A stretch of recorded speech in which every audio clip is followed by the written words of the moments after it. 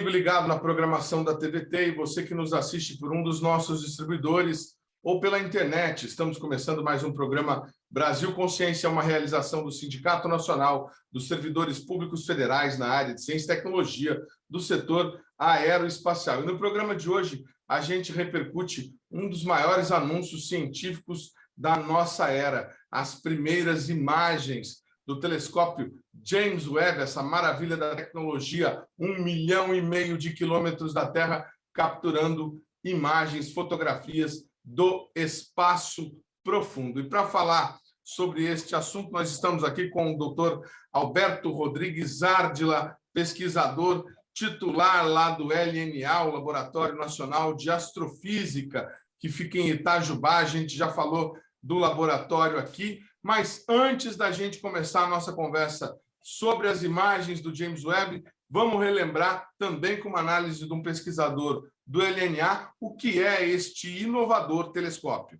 Acompanhe. Bom, falando diretamente do telescópio James Webb, ele está sendo tão esperado porque ele vai aumentar em muito a capacidade que nós tínhamos até hoje de observação de objetos astronômicos a partir do espaço e mesmo comparado a instrumentos a partir da Terra. Então, ele é um telescópio bem maior do que o maior telescópio que tínhamos no espaço até hoje, que era o telescópio Hubble, que o Hubble tinha 2,40 metros de diâmetro, e agora o James Webb vai ter 6,5 metros. E, além disso, ele vai trabalhar numa faixa do espectro, né, do espectro luminoso, que o Hubble não tinha acesso, que é o infravermelho, onde você consegue observar objetos mais profundos, mais distantes no universo. Então, você tem uma sensibilidade diferente que realmente vai trazer descobertas muito importantes para a astronomia e para o conhecimento do universo como um todo. Ele está sendo um telescópio que vai observar a partir do espaço, onde você não tem interferência da atmosfera, ou seja, as imagens vão ser muito nítidas, muito estáveis, né? Você pode fazer... claro, ele usa a melhor tecnologia possível, porque você não vai gastar tanto dinheiro para colocar no espaço uma tecnologia defasada. Então, ele está usando tecnologia realmente de ponta para fazer essas observações. Então, tudo isso faz com que ele seja o melhor instrumento que a gente tem para observar. Mas a questão do espelho, do tamanho do espelho, é o seguinte: quanto maior a área do espelho, maior a área em que o telescópio vai refletir a luz para o ponto focal, onde vão projetar as imagens, maior vai ser a área coletora de luz também. Então, isso faz com que você consiga aumentar a quantidade de luz que você concentra no foco da sua imagem. Então, o que isso significa? Que ele tem um poder de amplificar maior a quantidade de luz que você observa de um único objeto. Isso faz com que ele seja mais sensível a objetos mais fracos, né? Então, só por aí, só por essa maior sensibilidade que ele vai ter, ele já se torna um telescópio muito melhor do que o outro telescópio que está no espaço, o Hubble, ou até do telescópio na Terra, por não ter absorção da atmosfera. Mas, além disso, ele vai trabalhar também no infravermelho, que é uma região do espectro que a gente sempre associa um pouco com a luz emitida por temperatura, né? Então, o nosso corpo, por exemplo, está emitindo infravermelho, mas a gente não enxerga, porque nossos olhos eles são sensíveis somente à luz visível. Mas o infravermelho tem uma vantagem muito grande para a astronomia, porque ele consegue, a luz infravermelha, ela passa através da poeira.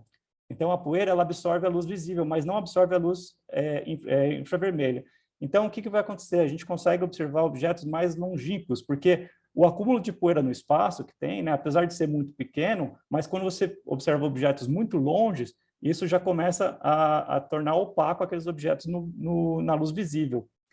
Então, no infravermelho você consegue ver mais longe.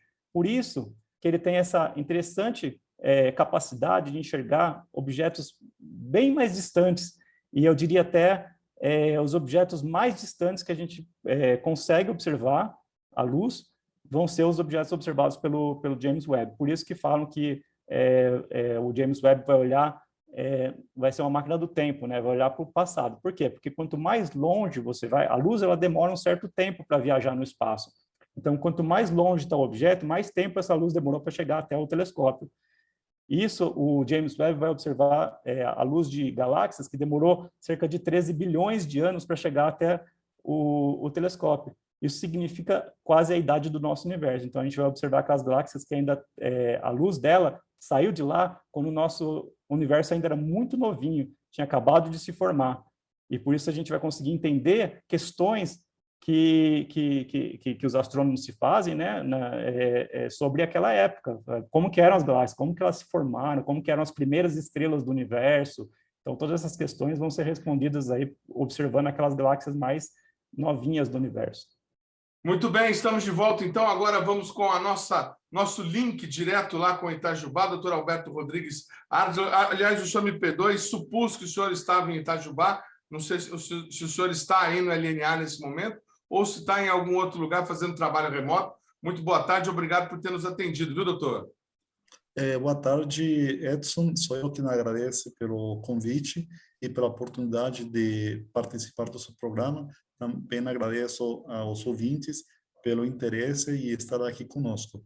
E eu sou em Itajubá, realmente aqui no LNA mesmo. Não estou remotamente, estou aqui na instituição mesmo. Que bom, bacana, tá o pessoal já voltando. Na maioria das instituições públicas do país, trabalho 100% presencial. Então, doutor Alberto, vamos começar a nossa entrevista. Se o senhor puder compartilhar aqui com a gente a primeira imagem que foi divulgada, ninguém mais, ninguém menos do que o próprio presidente da República norte-americano, John Biden, colocou lá no Twitter dele, mostra para a gente essa imagem de campo aberto do que seria a maior parte da história do nosso universo, como o senhor estava me explicando antes da gente começar a gravar. Isso, Edson.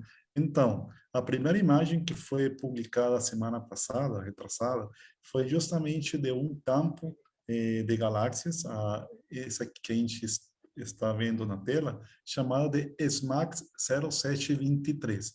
Essa é 0723-5. É uma imagem muito importante porque ela resume, de certa forma, a história do universo e é a imagem mais profunda jamais realizada por um telescópio infravermelho. Esse mesmo campo que a gente está observando aqui foi observado previamente pelo Hubble, pelo outro telescópio espacial, mas em luz visível. É importante aqui ressaltar que a superioridade do James Webb em relação ao Hubble se deve, em parte, por duas razões. Como já vocês viram, o espelho principal é maior, é praticamente 3 vezes maior, então capta mais luz, e ainda ele opera em um comprimento de onda diferente do Hubble, na região do infravermelho. Observar radiação infravermelha desde a Terra é complexo, porque a nossa atmosfera bloqueia boa parte dessa radiação. Então, a gente tem uma visão do universo infravermelho bem só por pedaços. Essa imagem aqui, só para vocês terem uma ideia, o tamanho que ela tem, é vocês pegarem um grão de areia, vocês pegam um grão de areia com seu dedinho, entre esses 2 dedos, vocês esticam o braço até o mais longe que vocês puderem esticar, e o tamanho que vocês veem do grão de areia é o tamanho do campo que a gente está vendo aqui. Então, é um pedaço muito pequeno do universo, mas que nos traz informações muito interessantes. Por quê? Primeiro passo que a gente está vendo aqui, praticamente tudo que a gente vê aqui, exceto esses pontos mais brilhantes, são galáxias. Tudo que basicamente que a gente está vendo são galáxias. E ainda, a gente pode ver aqui esses objetos, essas galáxias no centro. Elas pertencem a um aglomerado de galáxias. Elas é um aglomerado próximo. E por causa da força gravitacional do aglomerado, a luz dos objetos que estão por trás são defletidos. Então, é mais ou menos assim. Nós estamos aqui, o aglomerado está aqui, e os objetos que estão atrás do aglomerado, a radiação que vem dele, ou a força gravitacional do aglomerado, atua como uma lente, que se chama lente gravitacional. Então, a radiação que vem atrás, que vem detrás das galáxias de fundo, ela é defletida por causa do aglomerado, e a gente, por isso, vê esses arcos que estamos vendo aqui. Todos esses arcos, essas imagens que parecem riscos, são galáxias que estão por trás do aglomerado, mas que são defletidas justamente pela força gravitacional desse aglomerado de galáxias que está aqui entre o observador, nesse caso nós, e as galáxias de fundo. Então, é importante... Teria alguma coisa, alguma relação com a questão do efeito da força gravitacional no espaço-tempo, como Einstein descreveu, o eclipse de Sobral, a luz passando por trás da Lua para a gente poder enxergar, no caso passou atrás do Sol para a gente poder enxergar naquela oportunidade. Exatamente, isso é uma consequência da teoria da relatividade proposta por Einstein. Justamente aqui temos a confirmação clara de que um campo gravitacional distorce a radiação. Confirmação visual. A confirmação visual, inclusive, todos, se vocês podem ver aqui, eu posso até fazer aqui um zoom, todos esses risquinhos que estão aqui, que parecem pedaços de arcos. Todos esses pedaços de arcos, ó, isso aqui, esses pedaços de arco, são de galáxias que estão atrás do aglomerado e cuja luz é defletida. O aglomerado de galáxias, basicamente, é esse que a gente tem aqui na região central. E vocês veem que formam arcos. Numa situação ideal, uma única galáxia, um único objeto que estiver atrás do aglomerado, o observador vai ver como um círculo completo, um círculo. Por isso que, numa distância dada, a gente vê como se fossem pedaços, formando, ao final, um círculo completo. Então, isso aqui nos permite ver várias coisas. Primeiro, a teoria da relatividade funcionando perfeitamente, justamente como Einstein tinha predito, e, ao mesmo tempo, a gente consegue ver objetos de fundo, objetos muito mais distantes. E o que acontece? Essa lente gravitacional, como a gente sabe, as lentes que a gente usa no dia a dia, elas amplificam uma imagem. E a lente gravitacional, o que permite fazer é amplificar também a imagem dos objetos que estão por trás, cuja luz é defletida. Então, a gente pode estudar de uma forma sem precedentes a imagem de objetos que, de outra forma, não seria possível observar, porque elas apareceriam como um ponto.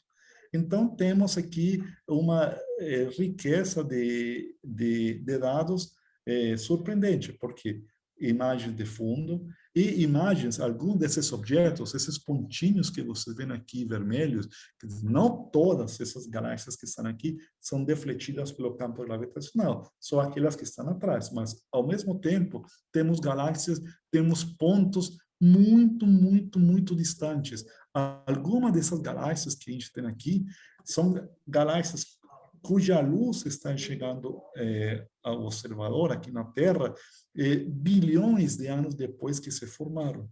Então, aqui temos galáxias próximas, galáxias que estão a uma distância mediana e galáxias muito distantes. Galáxias que se formaram quando o universo tinha 10% da idade atual. Então, essa foto aqui é como uma foto através do tempo. A gente consegue ver tanto objetos que estão bem próximos, nos permite estudar de forma muito mais ampla esses detalhes, e objetos cuja luz foi emitida há bilhões de anos atrás. Então, aqui, de certa forma, é a história do universo contada em uma única foto. É surpreendente. E no infravermelho a gente consegue ver justamente objetos bem mais distantes que, de certa forma, são afetados por poeira. A poeira, se a gente tenta ver quando o meio está com muita poeira, a gente não consegue ver muito fundo. Mas no infravermelho, a radiação de objetos no infravermelho, ela atravessa essa poeira. Então, objetos que estão, por exemplo, cobertos por poeira, muito empoeirados ou muito distantes, a gente também consegue ver aqui no infravermelho. É uma imagem que, para ser feita, levou 12 horas de exposição.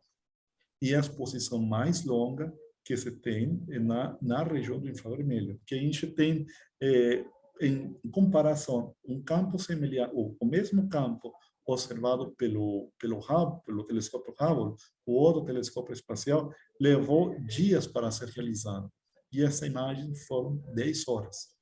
E a riqueza da informação que temos aqui é maior daquela que nos dá o telescópio Hubble. E ainda a gente pode analisar a luz que vem de cada pontinho de luz que vocês estão vendo aqui pode ser analisada pelo Hubble, porque ele faz uma imagem e ao mesmo tempo para cada objeto essa luz é analisada por outro instrumento e a gente nos permite ver, por exemplo, a composição química. E a partir da composição química dos objetos muito longes e mais próximos, a gente pode saber, por exemplo, a composição deles e como essa composição evoluiu através do tempo. Então, isso nos dá uma informação muito importante sobre justamente como era o gás que formaram as primeiras galáxias, lá no início, perto do Big Bang, e comparar esse gás com os objetos mais próximos. E saber se tudo o que a gente sabe até agora sobre evolução de galáxias é correto ou não. Que coisa sensacional. Vocês veem que o professor falando, ele não tira o sorriso do rosto, porque realmente quem trabalha com o estudo de planetas, do universo, está muito feliz com a primeira amostra desse instrumento. O senhor vai permitir aí, o senhor vai desculpar a minha curiosidade, até infantilóide, talvez, mas o senhor falou aí em exposição de 10 horas, né? Quem entende um pouquinho de fotografia sabe, exposição, ou seja, apertou o botãozinho da máquina, abriu o diafragma, ficou aberto ali, máquina antiga era filme, queimava lá a prata do filme, máquina digital, expõe a luz, o sensor lê e faz a foto. Essa é uma foto que demorou 10 horas, né? Ali, digamos, o diafragma do Hubble aberto, captando essa luz. Aí o senhor falou que pela luz dá para analisar muita coisa. Uma pergunta de leigo. A gente observa ali 1, 2, 3, 4, talvez 5 objetos, os mais próximos, que parecem uma estrela. Tem uma ali quase no meio, bem brilhante. O que é isso? Por que essa luz foi mais forte? Essa é uma galáxia que está mais próxima? Obrigado, Edson, pela pergunta. Acho que é bem importante esclarecer. Esses pontos brilhantes que a gente vê, inclusive com essas pontinhas aqui, esses são justamente estrelas. E essas estrelas são da nossa galáxia. Então, quando a gente observa em qualquer direção, você vai observar estrelas que fazem parte da nossa galáxia. E atrás dessas estrelas, a gente observa galáxias que estão fora da Via Láctea. Então, por exemplo, esta ponta aqui, perto do centro... Estrela sair da frente. O senhor me desculpa a pergunta, uma pergunta, né? Bastante óbvia. Obviamente que ia ter uma estrela na frente. Sim, isso. Então, essa estrela aqui, se vocês seguem o mouse, não sei se vocês estão conseguindo ver, mas essa estrela aqui, isso aqui, essas pontinhas aqui são todas estrelas da nossa galáxia. Mas a maior parte, mas é difícil em alguns casos, quer dizer, na maior parte dos casos, a gente só consegue observar estrelas da nossa galáxia ou das galáxias mais próximas. Já para objetos tão distantes, a gente não consegue observar estrelas individuais. A gente o que vê é o conjunto, as galáxias, a luz produzida pelo conjunto de estrelas que fazem parte da galáxia, mas a gente não consegue distinguir estrelas individuais. Nesse caso, praticamente todas essas estrelas que estamos nesse campo pertencem à Via Láctea. Perfeitamente. E aí, por que você depois observa objetos de cores diferentes? A gente vê galáxias que dá para ver até o redemoinhozinho, digamos assim, mais lá no fundo vermelhas, e pontos mais lá no fundo em branco, em verde, amarelo. Isso significa proximidade, tamanho da galáxia, distância? O que seria isso? Isso está relacionado realmente com a distância. Objetos mais distantes aparecem mais vermelhos e objetos mais próximos aparecem mais azuis. Então, a maior parte, todos esses pontos mais estendidos azuis são galáxias mais próximas que aqueles que estão mais avermelhados. Por quê? Por efeito do que a gente chama de velocidade de deslocamento. Tenho a palavra em inglês, mas em português às vezes foge um pouco, por causa do deslocamento da luz pela distância do objeto. A luz que no objeto é emitida em cor azul, ela se desloca para a cor vermelha.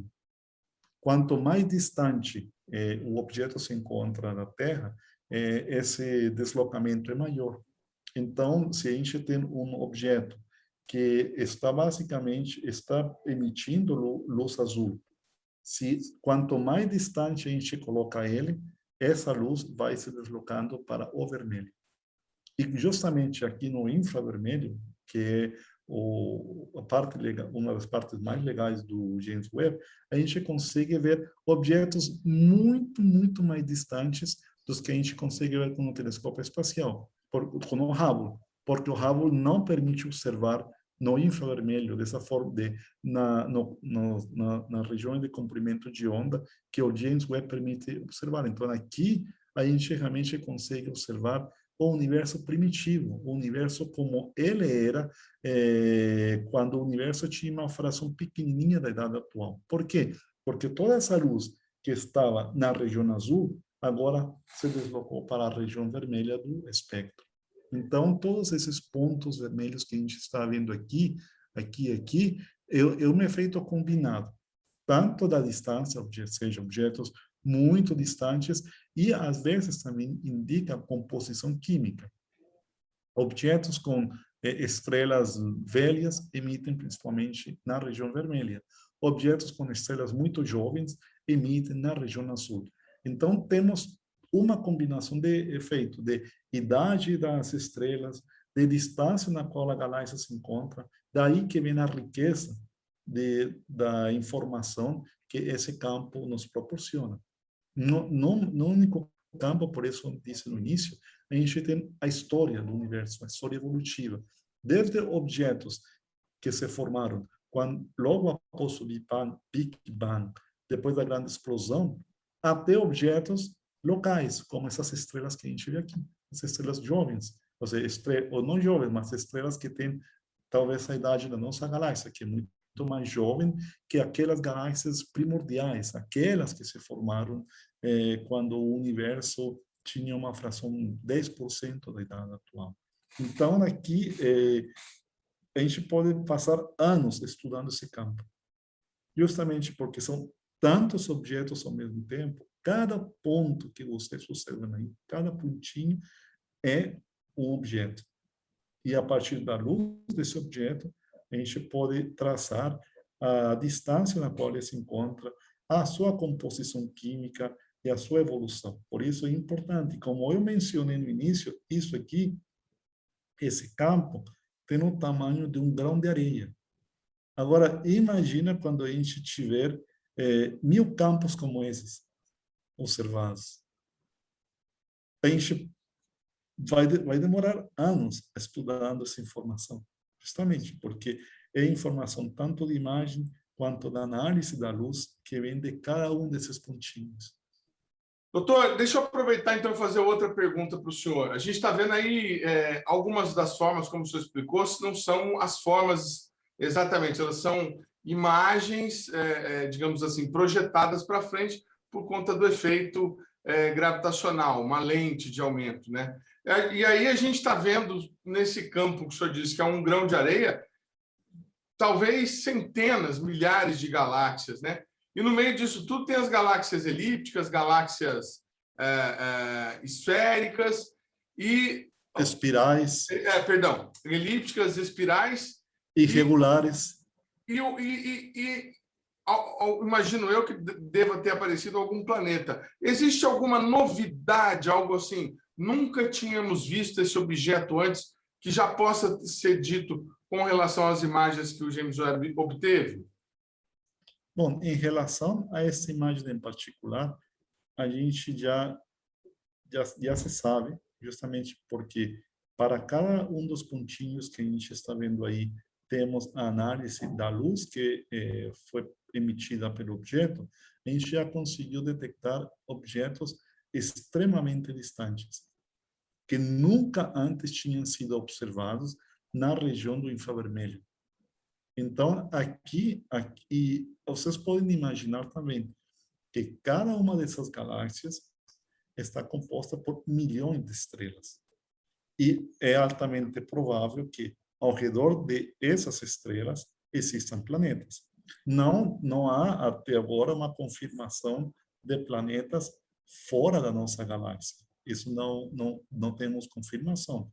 Mas se existem, pelo menos, ao redor de 5.000 planetas extrasolares, ou seja, planetas detectados ao redor de outras estrelas da nossa galáxia, por que pensar que não seria diferente com todos esses milhões de galáxias que estão fora da Via Láctea?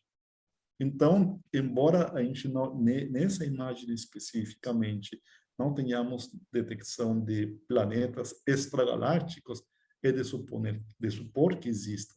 Inclusive, uma das imagens do Hubble, uma das 5 que foram do James Webb, desculpe, uma das 5 imagens do James Webb que foram liberadas é de justamente a análise da luz da atmosfera de um planeta extrasolar, que está girando ao redor de uma outra estrela, de uma estrela que se encontra na Via Láctea.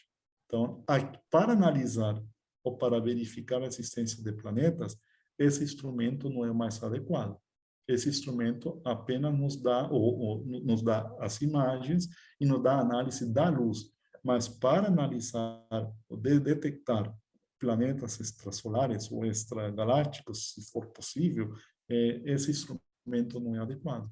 Mas o Hubble, o James Webb, tem instrumentos justamente para detecção de planetas extrasolares. E a estudar essa composição química, essa é uma das áreas quentes do James Webb, onde ele vai fazer avanços que até agora não tinham sido possíveis. A gente vai para um rápido intervalo e a gente volta já já com essa informação, essa imagem desse planeta dentro da nossa galáxia, como disse o doutor, e muito mais informação também sobre as outras imagens já divulgadas do James Webb. É um instante só, não sai daí.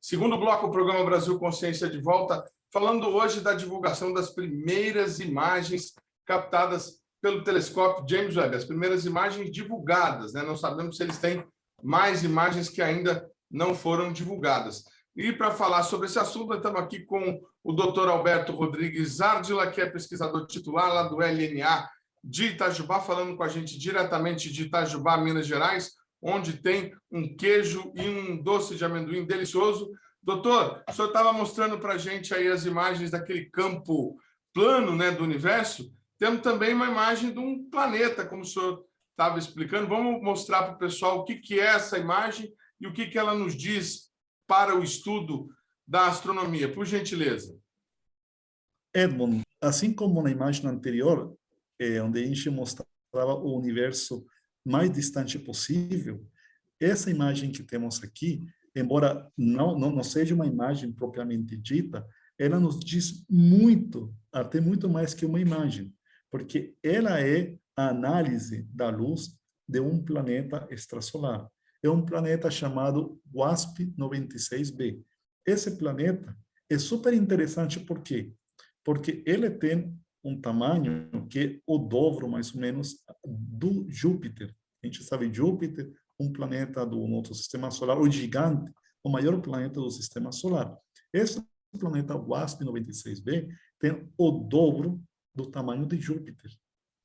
Mas é muito curioso, porque ele o dobro, mas tem menos massa que Júpiter. Ou seja, ele é muito mais fofo que Júpiter, um planeta gasoso.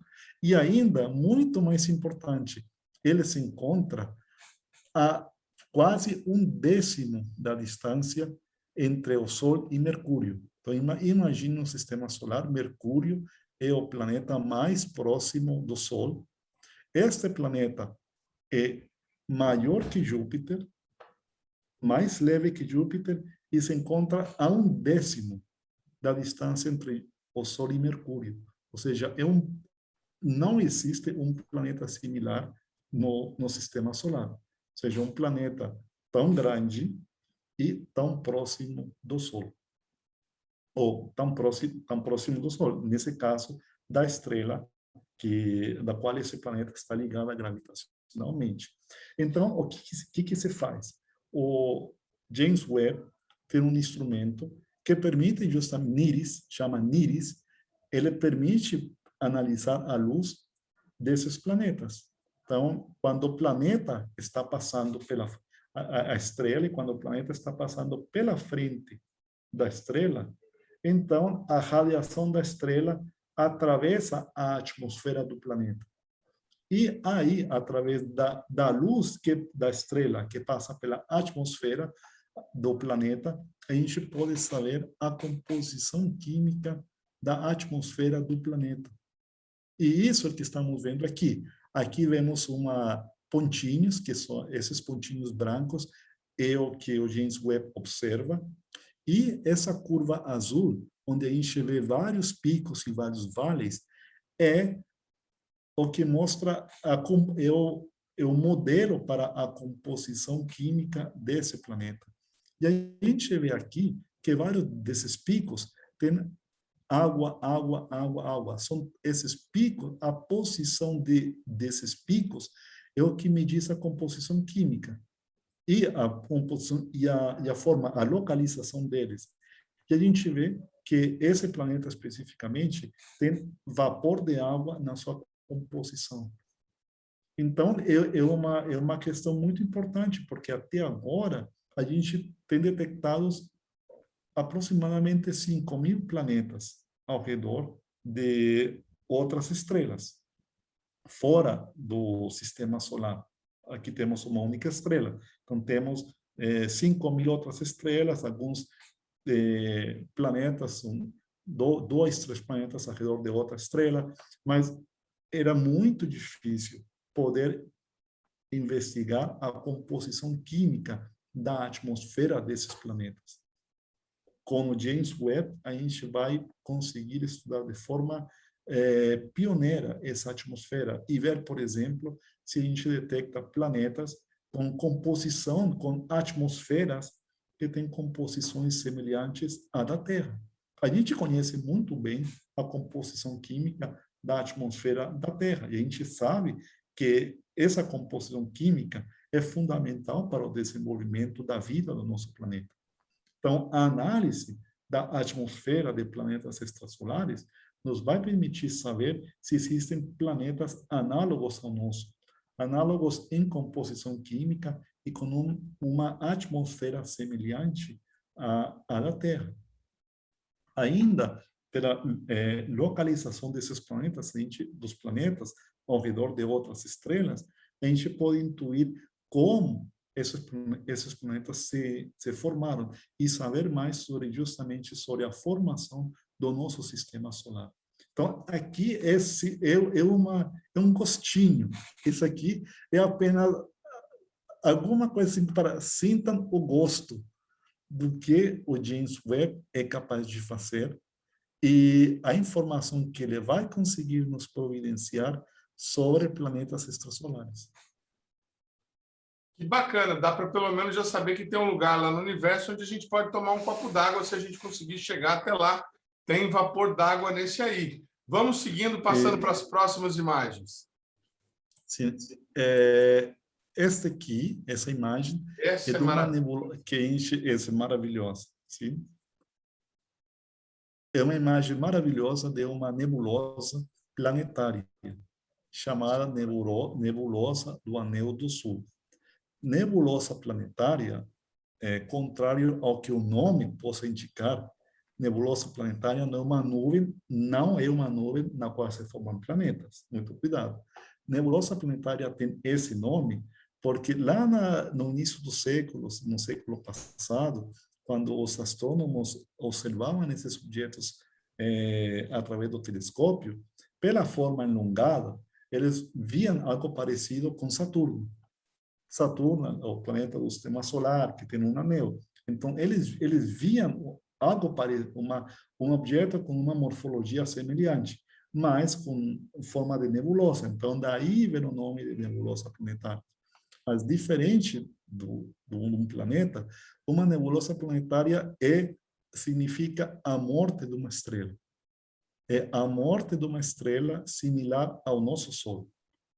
Então, o que a gente sabe de teoria de evolução estelar, quando uma estrela de baixa massa, como o Sol, atinge os estágios finais de evolução, ela simplesmente expulsa as suas camadas externas. E essas camadas são expulsas e elas começam a se expandir. E a radiação que vem da estrela central, que ficou basicamente um núcleo nu, um núcleo de hidrogênio nu, essa radiação ioniza, que a gente chama ioniza o gás ao redor. E por isso temos essas cores que temos aqui. E essas cores nada mais é que o gás que foi expulso pela estrela, e ao interagir com a radiação, elas produzem essa luz de diferentes cores, que evidencia a composição química do gás. Então, cada elemento químico que compõe esse gás emite preferencialmente numa cor diferente. Essa nebulosa é muito interessante, por quê? Porque pela primeira vez, já nessa imagem, essas duas imagens, ambas foram feitas com o James Webb, só que com instrumentos diferentes. Aqui é feita com um instrumento chamado NIRCam, que é uma câmera que funciona no infravermelho próximo, e esta aqui, a da direita, é feita com a MIRCam, que é uma câmera no infravermelho médio, ou seja, comprimento de onda mais para o vermelho. E se você repara, aqui na imagem da esquerda, temos uma única estrela, uma estrela azul brilhante. E o que acontece aqui na imagem da direita? Temos duas estrelas. E pela primeira vez, essa estrela mais fraca, essa foi a estrela que morreu. Então, pela primeira vez, foi visto a estrela que deu origem a essa nebulosa planetária. Essa estrela que chegou à sua fase final de evolução, expulsou as suas camadas mais externas e produz essa emissão fantástica que a gente está vendo aqui. A estrela companheira, essa que vemos aqui bem brilhante na imagem da esquerda e mais fraca aqui também, mas ainda brilhante na imagem da direita, ela é uma estrela mais jovem, mas também num futuro distante, ela vai passar pelo mesmo processo, expulsar as camadas externas e continuar com o processo, com a formação da nebulosa planetária. Mas, de qualquer forma, esse gás que a gente está vendo aqui, por que ele tem essa forma tão intrincada, essa morfologia de tipo uma borboleta? É porque essas duas estrelinhas que estão aqui, essas duas, elas estão girando uma ao redor da outra. E, por causa desse movimento, elas perturbam o gás que está ao redor. E, por essa perturbação, é como se eu tivesse um líquido e estivesse mexendo com uma colher. Você vê que se forma um redemoinho, se forma uma estrutura. E essas estruturas, na maior parte dos casos, é produzida justamente pela interação do movimento, essa interação do movimento das duas estrelas, e essa perturbação se transmite, essa perturbação gravitacional se transmite ao gás, e temos todas essas estruturas que estamos vendo aí. Então, interessante, doutor. Nossa! E como estamos no infravermelho, a gente pode ver o efeito da poeira aqui. Aqui na imagem da esquerda, por que não vemos essa estrela, a estrela que morreu? Porque ela está envolvida em poeira. Aqui, esta imagem da direita, como essa radiação de comprimento de onda maior, e que atravessa mais facilmente a poeira, a gente consegue ver essa estrela aqui no centro, muito mais facilmente. Então, é a primeira vez que a estrela que originou essa nebulosa planetária foi observada, isso graças ao James Webb. A próxima imagem, o que o senhor tem aí para mostrar para a gente? Certo, Edmund. Aqui temos o oposto do sistema que acabamos de ver. A gente tinha acabado de ver uma nebulosa planetária, que, como eu falei, é o estágio final da morte de uma estrela. Aqui é tudo o contrário. Aqui temos o exemplo oposto àquele que a gente acabou de ver. A gente viu o caso de uma nebulosa planetária, que, como eu mencionei, é o estágio final da evolução de uma estrela. Aqui, justamente o contrário, é o lugar onde nascem estrelas. Então, assim como para formar estrelas, a gente precisa de uma nuvem de gás e poeira. E quando uma estrela é formada, uma estrela ou um grupo de estrelas, essa radiação que vem da estrela se encarrega de limpar, expulsar através de ventos estelares todo esse material que sobrou da formação estelar. E aqui estamos vendo a nebulosa de Catarina, que é uma região de formação estelar. Vale mencionar que isto aqui que a gente está vendo é só um pedacinho, porque ela é uma região muito gigante. A gente está observando um pedaço da borda interna da região onde estão se formando estrelas. As estrelas mais jovens, super quentes, estão para a parte superior. E tudo isso que a gente está vendo aqui é justamente o efeito de erosão no resto do que restou da formação das estrelas, essa erosão provocada pela radiação estelar. Então, aqui a gente vê todo esse que parece como se fosse uma serra ou uma montanha, quando a gente vê a silhueta de uma serra no anoitecer, temos a lua atrás, e essa lua evidencia a silhueta de uma série de montanhas. Isso aqui é bem similar. A gente tem toda essa borda justamente iluminada pela radiação das estrelas recém-formadas. Por que é importante estudar isso? Porque até agora a gente não sabe, não entende muito bem como é que, a partir de uma nuvem de gás dada, qual é o número de estrelas que se formam, e estrelas de alta massa, de baixa massa, como é essa distribuição de massas das diferentes estrelas que são formadas a partir de uma única nuvem. E o estudo dessas regiões de formação estelar, através do James Webb, justamente pela capacidade de observar no infravermelho, é que a gente vai poder entender de forma mais clara esse processo de formação estelar. Como eu mencionei, as estrelas se formam a partir de nuvens de gás e poeira. E se eu digo poeira, imediatamente vocês têm que pensar regiões obscurecidas. Eu não posso vê-las em luz visível, porque a luz visível não consegue passar através dessas regiões. Enquanto que no infravermelho, essa radiação passa através da poeira e eu posso ver de forma muito mais clara esse processo de formação estelar. Então, aqui não podemos ver diretamente as estrelas mais brilhantes, porque elas estão mais para o centro. Mas a maior parte de todos esses pontos brilhantes que temos aqui, todos esses pontinhos, são estrelas que estão sendo formadas na nebulosa. Inclusive, todas essas estruturas aqui, esses picos, tudo isso é produzido pela erosão causada pela radiação das estrelas mais brilhantes que está na parte superior. Então, aqui é só também um pequeno gosto, um tira-gosto do que a gente vai conseguir estudar a partir das imagens que o James Webb vai nos dar daqui para frente. Então, o problema de formação estelar não é um problema ainda sem solução.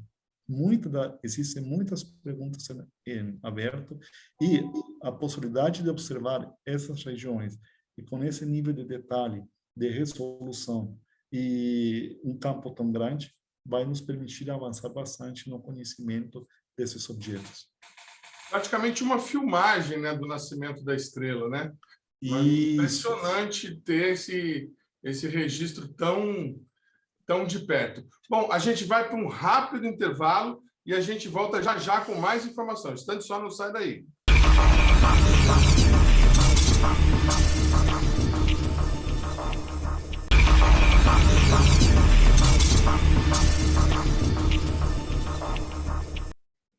Terceiro bloco do programa Brasil Consciência de volta, e hoje a gente está repercutindo aqui, analisando, tentando aprender um pouco sobre o que foi divulgado, qual é o resultado das primeiras imagens captadas pelo James Webb. São 5 imagens, as primeiras imagens que foram divulgadas.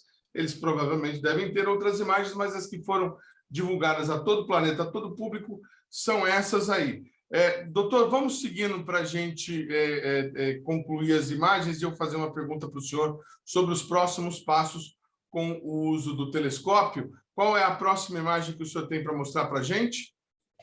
Estamos falando com o doutor Alberto Rodrigues, pesquisador titular lá do LNA de Itajubá. Ah, sim, essa imagem é bastante interessante. Vamos a ela, então. Edmond, sim, essa imagem aqui é de um conjunto de galáxias chamada o Quinteto de Stephan. Deixa eu adivinhar. Stephan é o cara que descobriu o quinteto. O quinteto, exato. É isso mesmo. Nossa, e o quinteto... toda a vida, não, doutor? Fala a verdade. Pois é, e quinteto porque são 5 galáxias. A gente vê aqui 1, 2, 3, 4 e 5. Então, essas galáxias que estão em interação. Essa é a questão mais relevante aqui.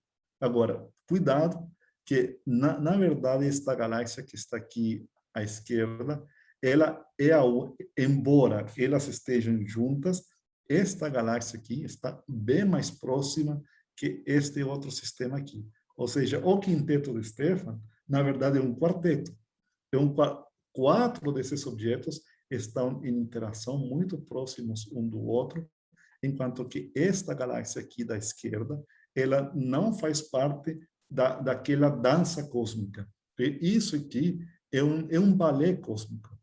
E quando digo um balé cósmico, é porque as galáxias, por causa da atração gravitacional, elas interagem gravitacionalmente. E isso é estudar esse tipo de objetos que são relativamente próximos a nós, nos permite entender como as galáxias evoluíram no passado. Por quê? No passado, bilhões e bilhões de anos atrás, a maior parte das galáxias estavam juntas. E através desse processo de interação é que aconteceu, temos o universo que a gente observa atualmente.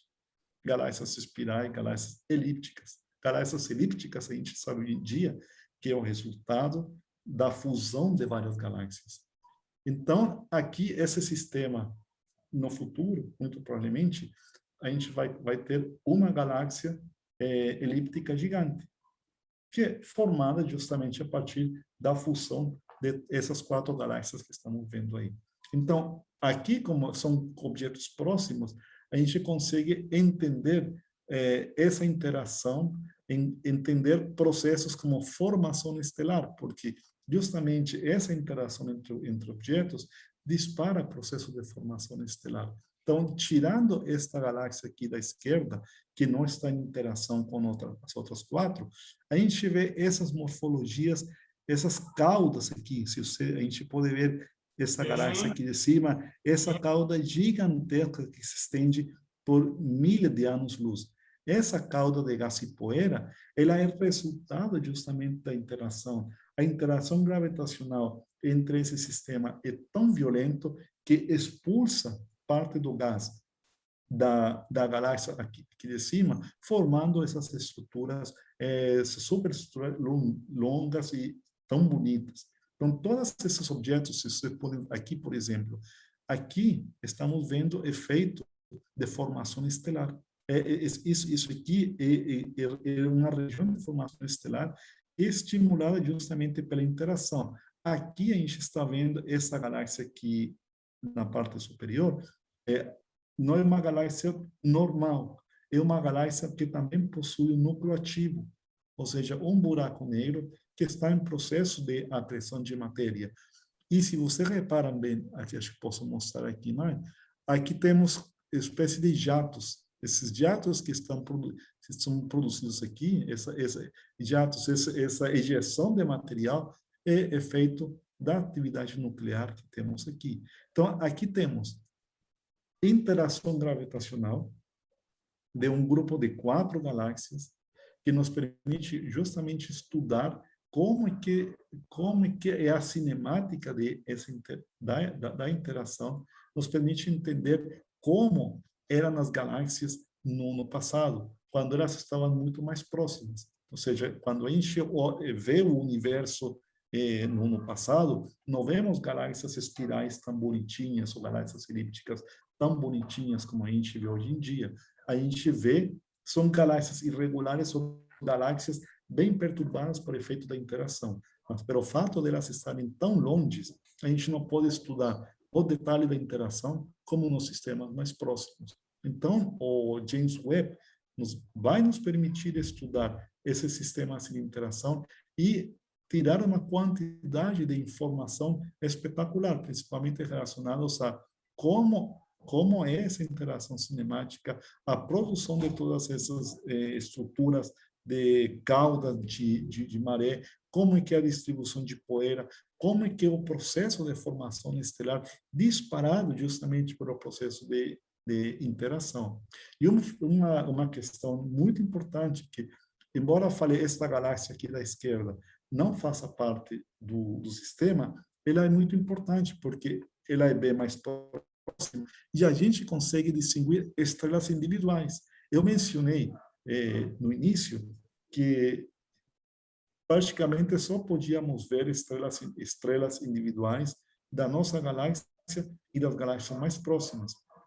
Mas graças ao poder do James Webb de imaginamento profundo, nesse objeto aqui, vários dos pontinhos que a gente consegue detectar aqui são estrelas individuais pertencentes a essa galáxia. Então, a gente pode, pela primeira vez, estudar estrelas individuais de outras galáxias, fora da Via Láctea, e que não se encontram tão próximas assim. Então, aqui é uma foto que nos mostra o poder que o James Webb vai ter no campo científico, no estudo de sistemas de interação.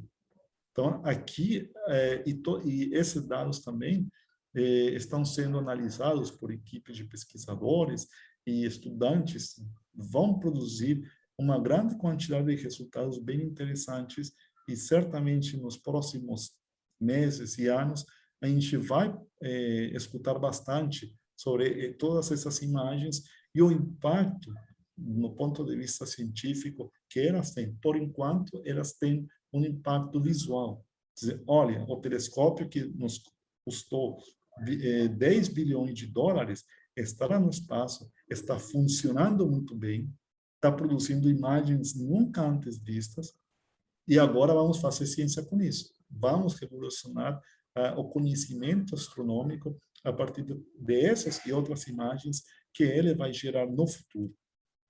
Vou fazer uma pergunta rápida para quem acompanha o nosso programa. A gente entrevistou, não faz muito tempo, a doutora Duília de Mello, que é professora lá na Universidade Católica de Washington, e ela fez um estudo que foi publicado sobre as chamadas bolhas azuis local de interação entre galáxias elípticas e galáxias esféricas, eu falei corretamente, onde nascem estrelas. Aquela outra imagem que o senhor mostrou seria algo mais ou menos isso, doutor? Mais ou menos nesse sentido?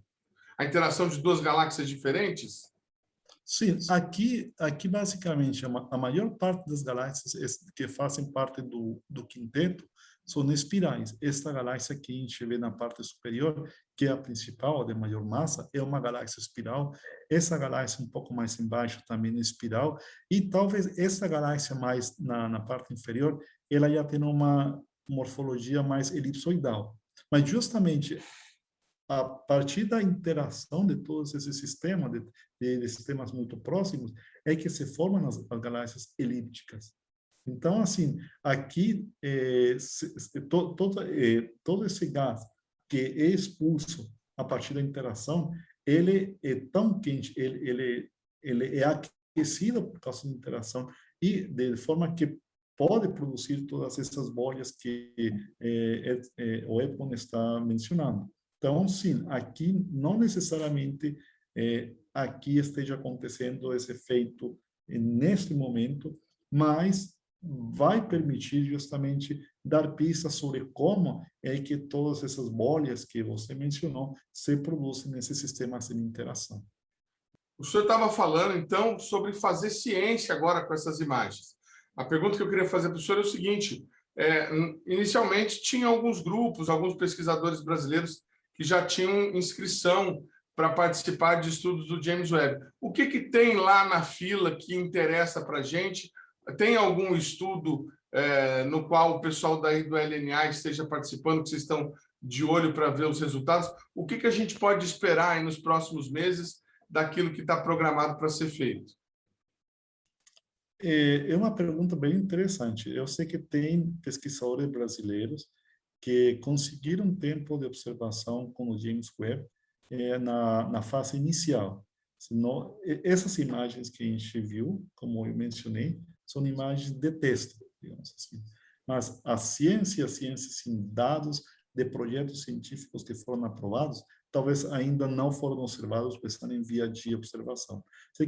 Eu sei que projetos brasileiros muito interessantes que têm a ver, por exemplo, com processo de alimentação de buracos negros, como eu mencionei no quinteto de Stefan, uma das galáxias na parte superior, aquela da parte superior é o núcleo ativo. Isso significa que ela tem um buraco negro que está engolindo matéria. Então, sei que projetos brasileiros, liderado inclusive por um pesquisador da Universidade Federal de Santa Maria, está pesquisando justamente o processo de acreção de matéria ao redor de buracos negros e ganhou tempo com o telescópio espacial. Tem também, acho que, um outro pesquisador do Observatório Nacional que ganhou tempo em um projeto que não me lembro exatamente a natureza dele, mas o importante é que todos esses projetos que têm tempo com o telescópio, eles têm um mérito científico ímpar, ou seja, eles passaram por um processo de seleção com pesquisadores de praticamente de todo o mundo. E, e eles ganharam tempo justamente pela novidade da ciência que eles pretendem fazer. Então, eu acredito que nos próximos meses, quando esses projetos sejam observados, os pesquisadores tenham dados, eles vão poder nos contar um pouco sobre o que eles conseguiram atingir com as observações, que certamente vai ser coisa muito boa. Mas também é importante mencionar que o telescópio espacial tem o James Webb tem a seguinte política: ele observa dados para um determinado projeto e esses dados pertencem à equipe que propôs a pesquisa durante 6 meses. Depois de 6 meses, esses dados são públicos. Então, a comunidade de astrônomos em geral vai se beneficiar de toda essa informação, porque, como a gente viu agora, através dessas 5 imagens, a quantidade de informação que temos é muito, mas muito grande. Então, é impensável que uma equipe só consiga espremer esses dados por completo. Eles tinham uma pergunta científica, eles vão conseguir responder essa pergunta, mas os dados vão te permitir também pesquisar outras questões. E os dados estão aí disponíveis para qualquer astrônomo pegar os dados e analisar de outra perspectiva, analisar outra questão que possa ser respondida com esses dados também. Então, assim, não é claro que quem ganha os dados leva a dianteira, é como se fosse uma corrida, onde os corredores de elite saem na frente e atrás, um tempo depois, saem os corredores geral, o pelotão geral. Mas certamente esse pelotão geral, que toda a comunidade astronômica vai se beneficiar de todos esses dados também. Então, assim, o usufruto dos dados do James Webb é público. A partir de um certo momento, toda essa informação vai estar disponível como é atualmente a informação do telescópio espacial Hubble, que está aí ainda dando informação. Eu posso baixar dados do Hubble, que já foram observados anos atrás, e usar esses dados para a minha pesquisa. A mesma coisa vai acontecer com o James Webb. Os dados rapidamente vão se tornar públicos e astrônomos do mundo todo vão poder também pesquisar o tema, o assunto do seu interesse. Como eu mencionei, a riqueza da informação aqui é inédita, porque é a primeira vez que a gente tem um telescópio com essa resolução, com esse poder de captação de imagens numa região do espectro eletromagnético que não tinha sido observado com esse nível de detalhe até agora. Então, vai ter mais dado que astrônomo, eu te garanto isso. Vai ter muito mais dado disponível que astrônomo haja astrônomo para analisar toda essa informação.